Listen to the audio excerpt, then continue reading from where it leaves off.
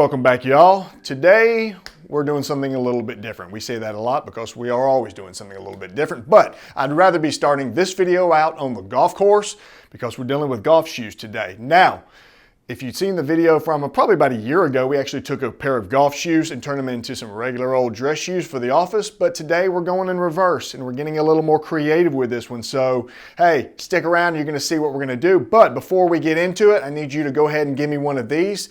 Give me a thumbs up and hit the subscribe button, because that thumbs up actually helps the algorithm to, it likes our video and throws it out to the world, and we need it. So let's get started. So the shoes that I normally play golf in, I've had these things for forever. In fact, they actually are starting to hurt my feet. They're just wearing, they're deteriorating. It's a lot of synthetic materials, and I wanted to get back kind of classic, kind of Bobby Jones style. So we're going with a pair of Allen Edmonds that we're going to convert into a pair of golf spikes for myself. As you can see, $12.99 is what I got these for. So I'm not out anything if I'm not pleased with it in the end, but I will be pleased in the end.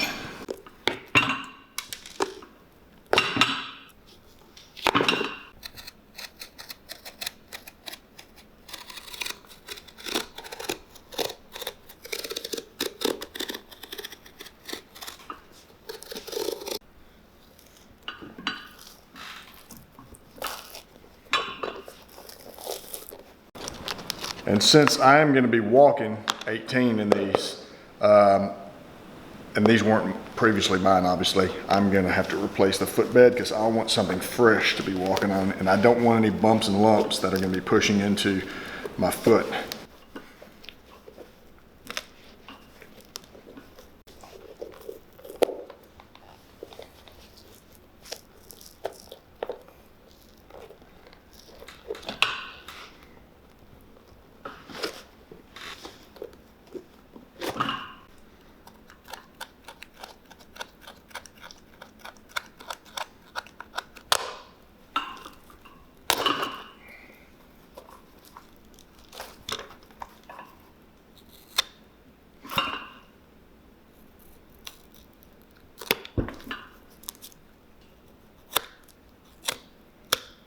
I'm sometimes baffled when it comes to Allen Edmonds because there seems to not always be a consistency in their construction. Now this doesn't have a solid leather insole. It does have kind of a wrapped insole that kind of feels like it's got a little bit of foam, but the insole in this is some sort of like synthetic board instead of using real leather.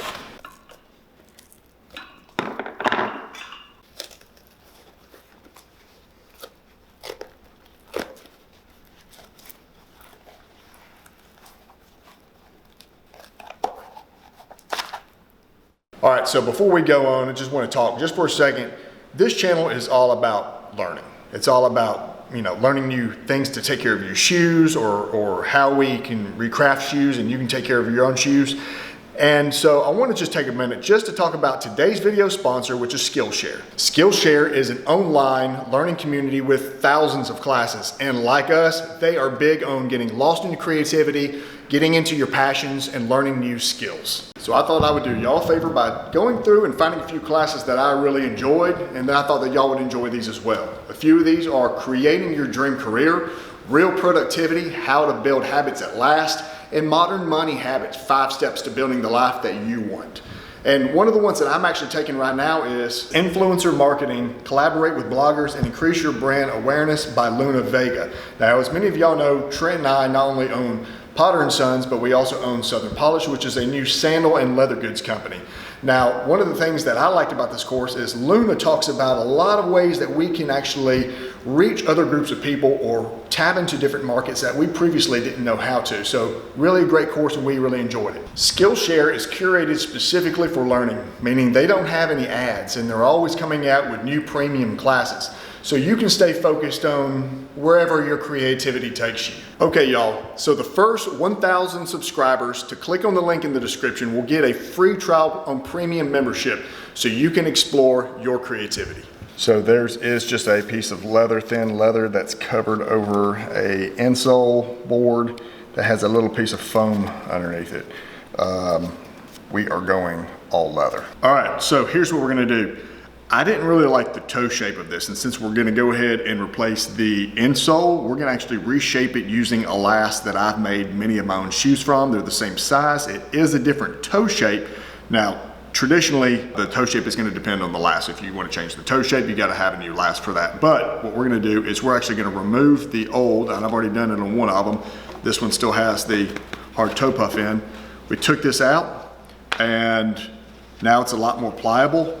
We are going to shape a new toe puff made out of leather instead of synthetic, and we're gonna mold it onto my new last, and then we'll put it on here, and it's gonna give a lot more of a kind of an almond toe. So that's what we're doing right here. We're just shaping our new toe puff.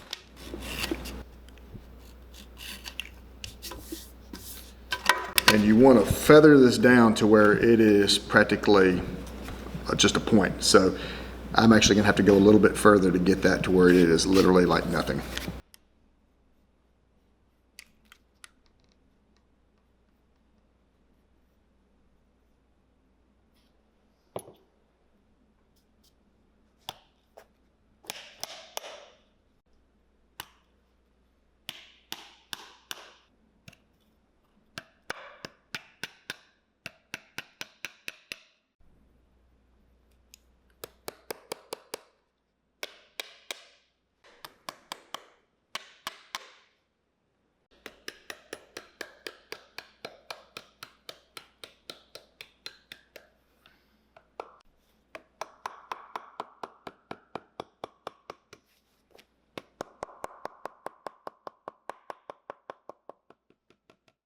All right, so we've got our new toe puffs on the last with the insole underneath them, and they're drying. They're actually wet, and they're gonna mold into this because this is veg tan.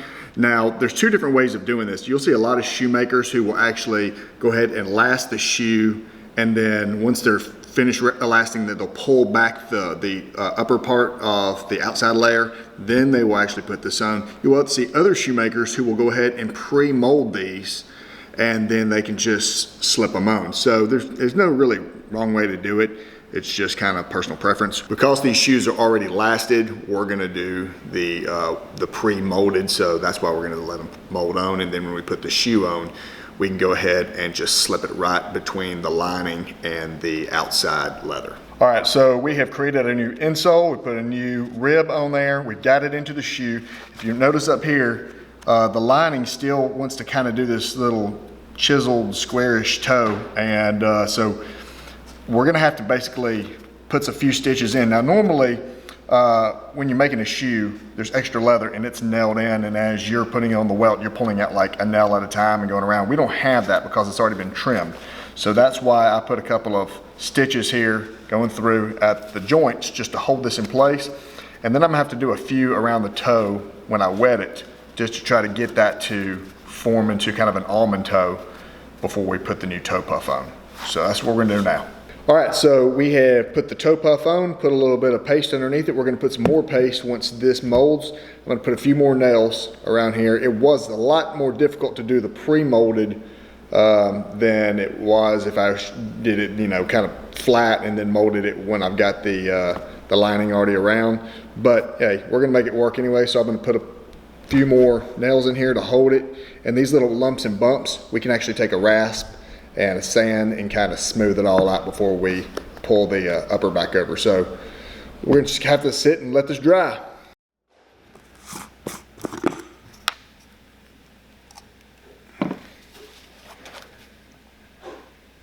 What this is a water-based paste that will harden. And the reason why I like this stuff is because it's water-based. If you need to kind of reshape it, you can get it wet and then you can keep going. But it will harden and help everything to stick together.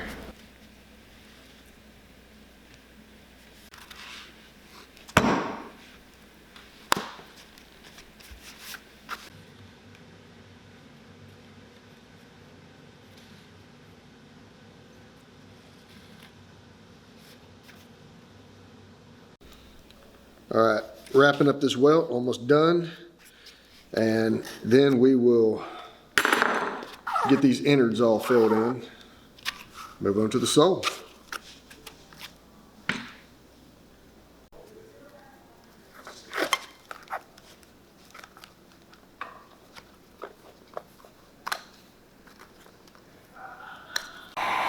All right, so we are using a fiberglass shank. Because this is going to be a golf shoe, there could be potential of moisture from the dew on the grass to get inside the shoe. So I don't really want to use a metal shank because it could rust and all that. So I am using a fiberglass shank.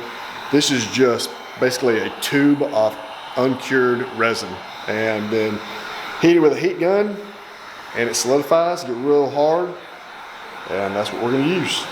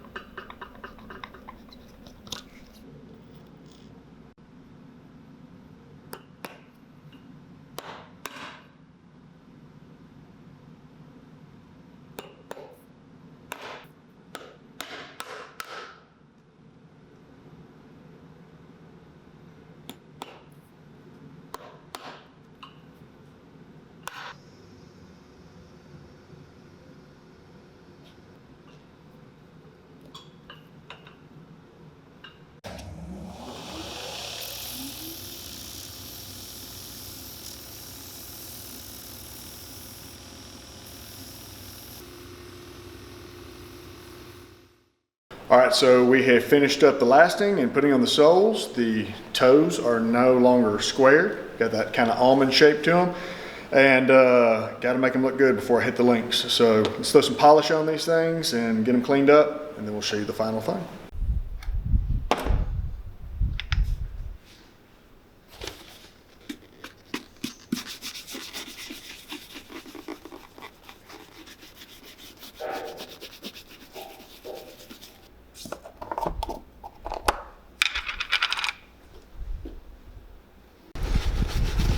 Now this is the polish, but I don't know if you can tell, it actually has some shine to it, and that's just the conditioner, the renovateur that we put on. So there is a little bit of a sheen that comes out after that.